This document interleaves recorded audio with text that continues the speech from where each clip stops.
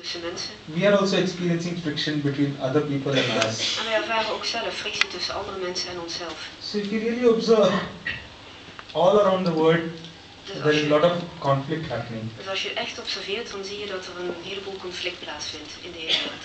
Isn't it? And if you look at the mind, en als je kijkt naar je geest, there is a lot of conflict happening in the mind also. Dan vindt er ook een boel conflict plaats in de geest. Isn't it? We keep on having a conflict whether I should do something, I should not do something. We hebben telkens dat conflict of we iets moeten doen of iets niet moeten doen. Many times we think, oh, I should not be getting angry. Vaak denk je, oh, ik zou niet kwaad moeten worden. But we still land up getting angry. Maar we worden uiteindelijk nog steeds kwaad. And then that conflict starts, oh, I should not be angry, I should not be angry. En dan begint het conflict, oh, ik moet niet kwaad zijn, ik moet niet kwaad zijn. And if you really see, there is so much conflict happening in our mind every day. En dan zie je dat er zoveel conflict plaatsvindt in je geest, elke dag weer. Isn't it? Niet waar? Yeah? So, how do we resolve these conflicts? Dus hoe lossen we deze conflicten op? That is the question. Dat is de vraag. You know, our approach to life has been, till now, most of the time, tot nu toe is de benadering voor het leven meestal geweest that we are wanting to resolve the conflicts which are happening outside. Dat we de conflicten willen oplossen die buiten ons gebeuren. Let me resolve the conflict with people whom I'm not getting along with. Laat me het conflict oplossen met mensen waar ik niet mee kan opschieten. Let me have a better job. Laat me een betere baan Let krijgen. me have more money. Let me have this. Laat me meer geld hebben. Laat me dit krijgen. Laat me dat hebben. Thinking that the conflicts inside will stop automatically. We denken dat de conflicten van binnen dan automatisch ophouden. Thinking that, oh, when I have a better job, automatically I will be less angry. We denken, als ik een betere baan heb, dan ben ik automatisch minder kwaad. I will be more peaceful. Dan ben ik vrediger. I will be more happy. Dan ben ik gelukkiger. Isn't it?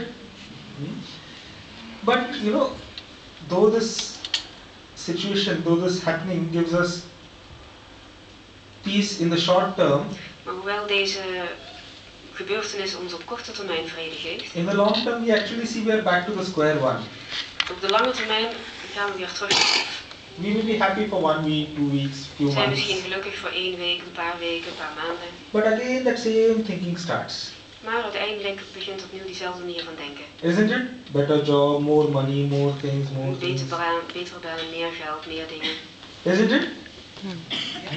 And that is what has been happening in our life.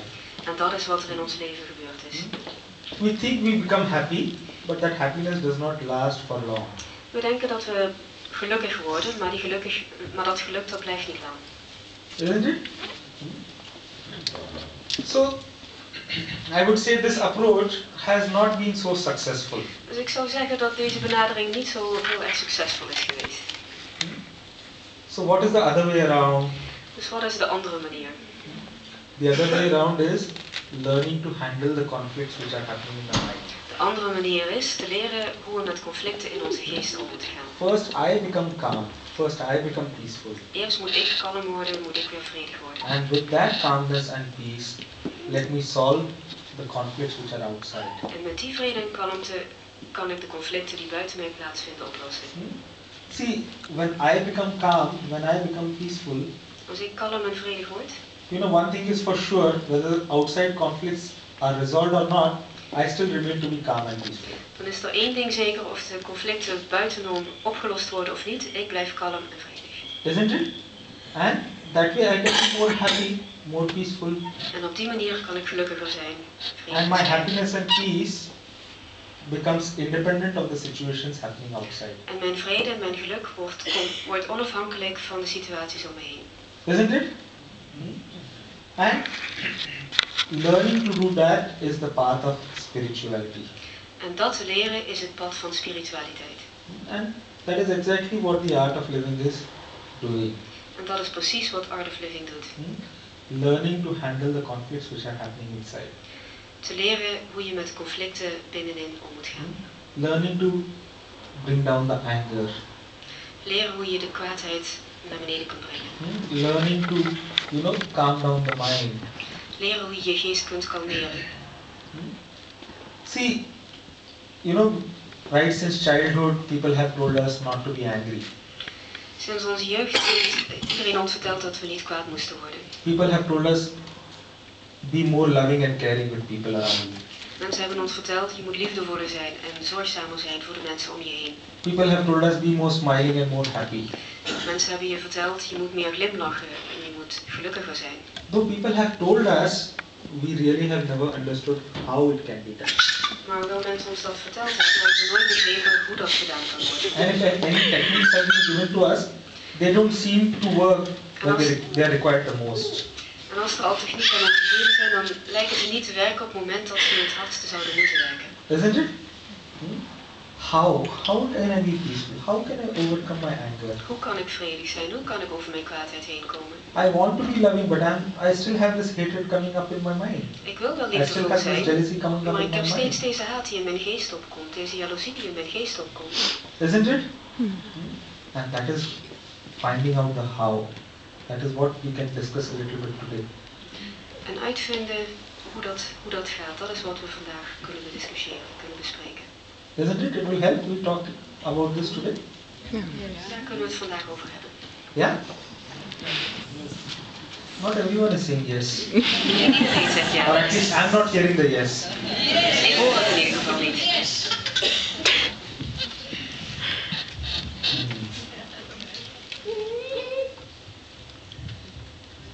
So what do we do now?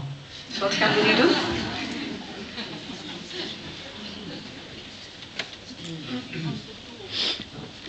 Teach you the tools? Yeah, teach you the tools. Onderwijs ons de instrumenten. Oké.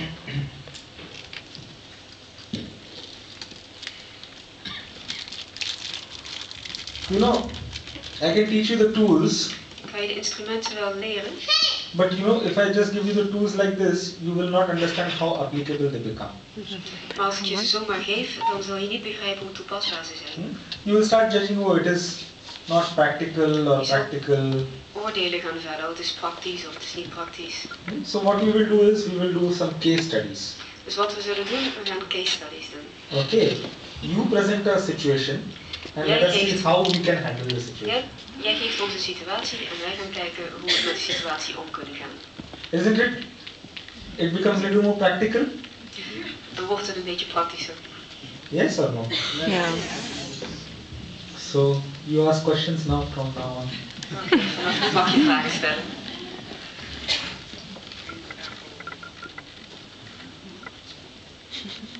Yeah?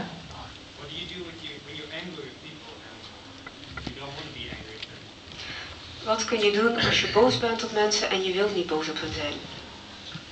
You know, first is I hardly get any anger now.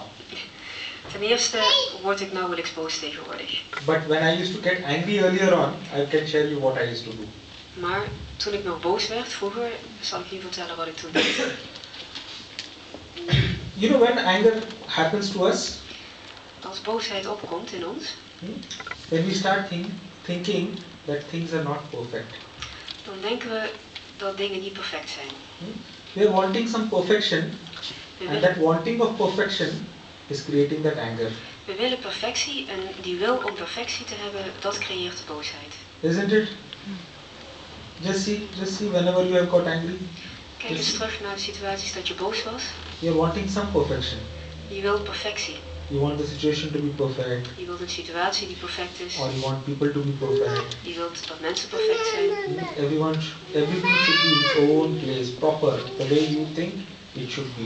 Alles moet op de juiste plek zijn, op de manier waarop jij denkt dat het zou moeten zijn. And when things are not happening perfectly, that is the time the anger starts building up.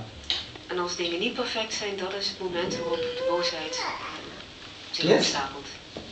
This is what happens when anger happens to us? Is dit wat er gebeurt als boosheid plaatsvindt? Yes or no? Yes. Ja of nee? Yes. Okay. So now we need to recognize that whatever is happening is perfect. Dus nu moeten we erkennen dat wat er ook gebeurt, dat is perfect. It may not be as per our liking, but whatever is happening is perfect. Maar het is misschien niet wat we fijn vinden, maar wat er ook gebeurt, is perfect. You know, when you put a seed, when you see a seed, the seed is perfect. Maar als je een zaadje ziet, dan is het zaadje perfect. Isn't it? When the seed becomes a plant, it is perfect. En als het zaadje een plant wordt, dan is dat perfect. And when the plant becomes a tree, it is perfect. En als de plant een boom wordt, is het perfect.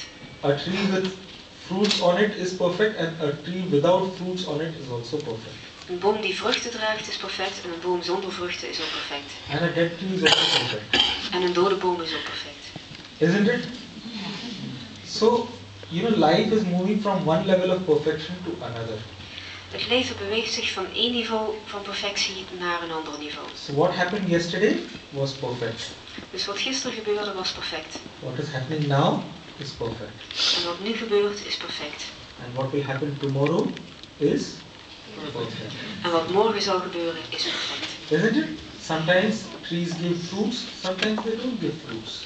Soms dragen bomen vruchten en soms dragen ze geen vruchten. In the same way, sometimes they do what you are expecting from them, and sometimes they will not do what you are expecting from them.